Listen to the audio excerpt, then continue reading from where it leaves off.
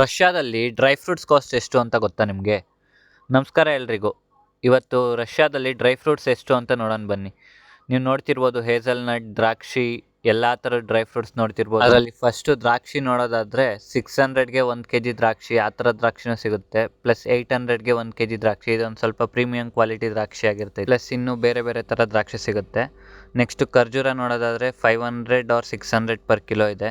ಒಂದು 500 ಕಿಲೋ, ಒಂದು 600 ಕಿಲೋ ಇದೆ. ಇವಾಗ ವಾಲ್ನಟ್ಸ್ ನೋಡ್ತಿರ್ಬೋದು 1600 per kilo washed, semi washed 1000, wash ಆಗದಿಲ್ದಿರೋದು 800 per kilo ಇದೆ. ನೆಕ್ಸ್ಟ್ ಕ್ಯಾಶ್ಯೂ ನೋಡೋದಾದ್ರೆ 1300 per kilo, ಹುರಿದಿರೋ ಕ್ಯಾಶ್ಯೂ ಆದ್ರೆ 1300, ಮತ್ತೆ ಮಸಾಲೆ ಹಾಕಿದ್ರೆ 1600 per kilo ಇದೆ.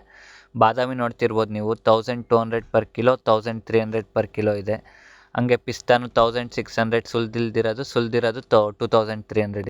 ಒಂದು ಡ್ರೈ ಫ್ರೂಟ್ ಶಾಪು ನಮ್ಮ ಪೆಸ್ಕೋವಲ್ಲಿರೋದು, ನಮ್ಮ ಹಾಸ್ಟೆಲ್ ಹತ್ರನೇ ಇದೆ. ಇದರಲ್ಲಿ ಇಂಡಿಯನ್ ಮಸಾಲಾಸ್ ಎಲ್ಲ ಸಿಗುತ್ತೆ. ಇದರಲ್ಲಿರೋ ಆಲ್ಮೋಸ್ಟ್ ಡ್ರೈ ಫ್ರೂಟ್ಸ್ ಮತ್ತು ನಟ್ಸ್ನ ಎಲ್ಲ 300 grams ತೊಗೊಂಡಿದ್ದೀನಿ. ಸೊ ನನಗೆ 1400 ರೂಬಲ್ಸ್ ಬಿದ್ದಿದೆ ಈ ಎಲ್ಲ ಡ್ರೈ ಫ್ರೂಟ್ಸ್ನ ತೊಗೊಂಡಿರೋದ್ರಿಂದ.